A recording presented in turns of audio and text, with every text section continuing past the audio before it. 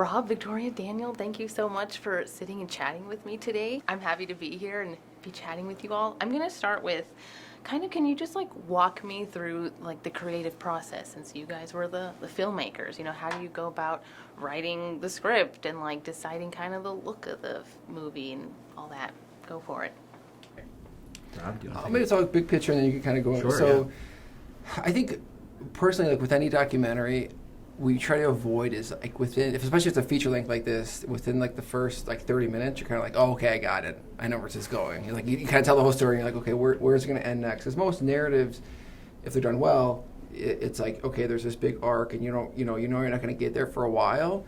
So the challenge with this film was how do you tell Father Flanagan his story, but not give it all away really quickly, but also kind of honor it in a chronological fashion. So we had to really take a step back and see what are all the pieces, because for me, I thought it was just Boys Town, like a lot of people, and then realizing that it's not just Boys Town. And so, some of it we architected, we had 5 acts, and then, it was just fine-tuning it too, and seeing, okay, exploring, interviewing people oh, there's actually this part of the story. Right. So I think Daniel and Victoria could probably speak to some of those exploration as we got into it.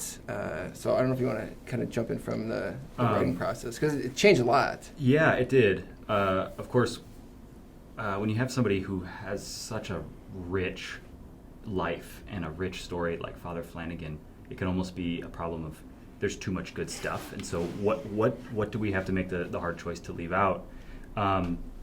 And really, with every decision along the way in writing and in what it looked like and everything, we just wanted to make sure we were doing justice to the man who made it all happen. And so it was really doing as much research as we possibly could. And yeah, it was fun to figure out what those.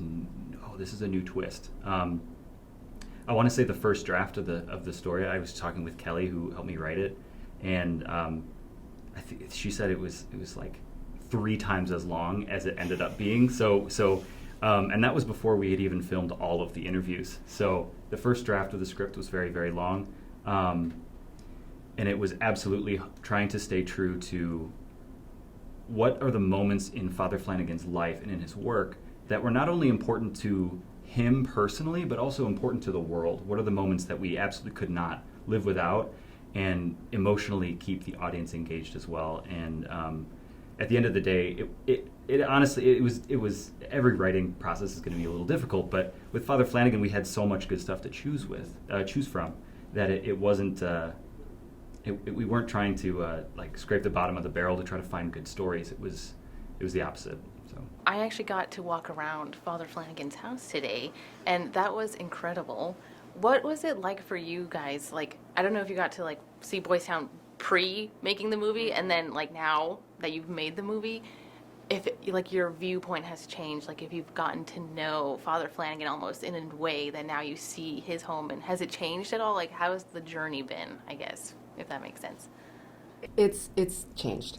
It's changed. It's, like anybody that you come to know really well and love and have so much affection for and admiration for. And I was thinking about that today as we prepared for the premiere, and in particular, so as we moved through the production process, we weren't originally meant to film in Germany and Austria.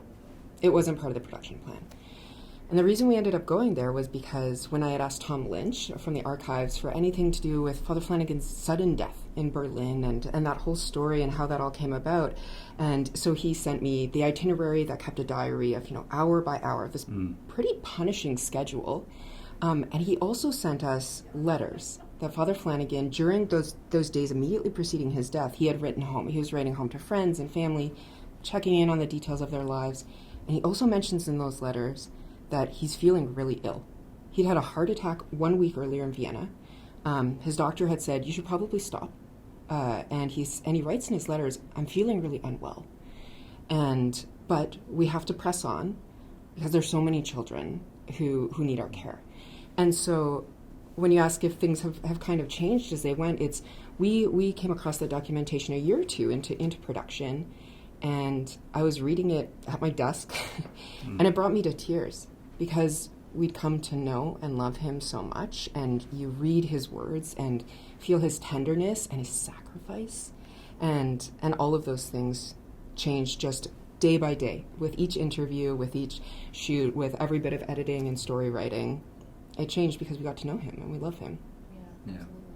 I think the first time I was here at Boys Town, I was out doing a scout. We were doing a location scout to see where should we do some of these interviews. You know, what are the cool locations? I got to meet Tom Lynch for the first time, and he gave me a tour of the campus and everything. So from that moment, just taking in as much about Father Flanagan's work at Boys Town as possible to the last time we filmed there, towards the end of production. There were so many buildings on campus that I had heard stories about throughout the filming process that now meant something more to me. It's like, oh, that's where that happened, in that building, like in those pews, the kids were praying. And like, so absolutely the whole experience has absolutely deepened my appreciation for some of those places where Father Flanagan had some momentous moments in his life. So Momentous and also so small. yeah, absolutely. Like this was the chapel where he would say mass every day and where some of the boys would serve, right? Or this was the hall where he would go and have dinner with the boys, or he would cheer them on at football games. It's like the big moments and the press moments, and his funeral was here, and it's also just life. Him praying quietly on his own. Yeah, and everything in between. That's something that really stood out to me when in his room it was so simple, and this man did so much. Something that a lot of people have been talking to me about today here at Boys Town is that they're hoping that this film will help his cause for canonization, you know, bring people out to like talk about him. What does that mean for you three, that to be a part of this project that could help him become a saint of our church? It's a privilege, and I think privilege with a capital P. It was clear when Steve Wolf first reached out to us about potentially making the film. That was his North Star, which is always kind of important when you're like, okay, you're making a film, why? Because there's a million films to make for a million different reasons. And he said, you know, which I believe now, he goes, I believe Father Flanagan is a saint, and we want to make a film to bring more awareness to his cause and for more people to pray to him or through him. And so being able to create, and being on the front side of that and not really knowing the full depth of his life and being like, but this, yeah, I mean, I could see it, just a little bit of it, how important it is. And then like really understanding it. And I think for me, and this is kind of the father part of it, it's like having two boys and really like, when I started the film, my firstborn was like, my first was like a year, so I didn't like get it. But now it's like the right environment will change a child regardless. And so I think it's not even just for the sake of like his cause for canonization, but I think like that puts him in a spot where people look and like, okay, why? Because we have to care for the children of our world. And there's a reason why we led the film with that quote of like, you know, a nation doesn't take care of, I'm not going to quote it because I'll misquote it, but it's such an important thing. And I think to be able to be filmmakers, to create something that is going to lead people to that, it's such an honor. It's a huge honor. Absolutely. With the cause too is that we are not adding anything to Father Flanagan's holiness. We are not making a saint, right? But we had this really, really beautiful position to help reveal all the quiet parts of his life. And as Father Ryan Lewis says in the film too, the canon lawyer associated with the cause is, you know, they very carefully investigated everything, and he would say, well, as a canon lawyer, there's nothing that makes me think he's not a saint, right? But for us, is that it's exciting to be part of it in this small way, and to be so up close with so many of the people who met him, people who knew him, and also the people who know him best now. If you could each describe Father Flanagan in 5 words, how would you describe him? Wow. I got it. All right, Rob. Always did the right thing. But he always did the right thing. He always did. He always did the right thing, no matter the cost. No matter the cost. Yeah. For me, it's been on my mind a lot recently. Is willing to sacrifice and risk anything. Is he, through his whole life, is that he sacrificed with his health challenges, pressing on when he didn't feel well, or he sacrificed being in Berlin shortly before his death, when his favorite place in the world to be was Boys Town, because he knew there were children that needed caring for. And the risk, too, is he spoke up in ways that were deeply unpopular. And Gloria Purvis speaks in the film about the reality of what that would have meant for him at the time, not just to to lose friends or to lose fame, which was not important to him, but also to risk his perhaps very life. His people made threats against him, and people came after him, and he was considered so likable and so lovable by so many, and he was always very ready to risk that if it meant speaking up for the right thing. I'm trying to think about what the 5 words, I've been racking my mind about 5 words. I think that the preeminent thing in my mind is I don't think he ever thought of himself. I think he was selfless for the good of as many people as he could possibly help.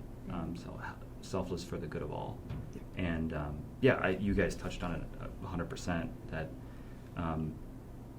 That's why I think it seems like prophetically almost more important for his story to be told now, because it seems like this guy was so ahead of his time that there are lessons that he was writing in his journal almost 100 years ago that are like so important today that it seems like almost we've forgotten, or I've forgotten, that I need to be reminded of. And that comes from his selflessness and his servitude to always trying to follow the will of God.